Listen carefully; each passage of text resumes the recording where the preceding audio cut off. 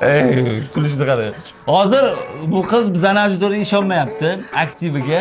Haqiqatan bilaman, endi ishlab olmaslar bilan. Eng zo'r aktiv va eng zo'r auditoriya bu bizani auditoriyamiz. Ha. Men seni yaxshi ko'raman, o'shaning uchun maza qilib ijod qilamiz. Shuning uchun mana shu qizni oldik. Aktrisa. Endi gapiring, mana eshitadi. Mamlakatimizda, ayniqsa poytaxtimizda juda ham ko'p brendlar bor va ularni siz juda ham yaxshi bilasiz. Lekin ko'pchilik brendlar ham xalqimizni, mijozlarni o'ylagan holda Ramazon oyida aksiyalar, xayriya ishlarini qilishmaydi.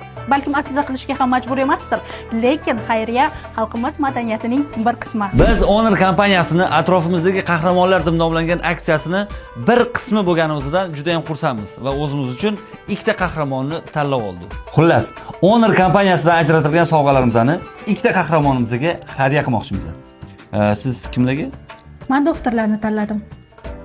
Aman qutqaruvchilarimizni.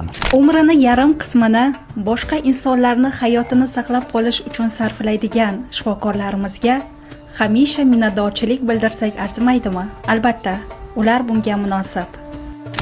Sababi hayot uchun xavfli vaziyatlarda o'zini hayotini xavf ostiga qo'ysa ham, yong'in bo'ladimi, toshqin bo'ladimi, zilzila bo'ladimi, bizni albatta qutqaradigan favqulodda vaziyatlar vazirligi xodimlarini ham qahramon deb bilsak arziydi. Ramazon mehr, oqibat va saxovat oyi. Bu davrda insonlar o'z mehri, samimiyati va e'tiborini bir-birlari bilan ulashadilar. Biz ham dunyoni yaxshiroq qilishga intiladigan, ammo e'tibordan chetda qoladigan insonlar haqida hikoya qildik.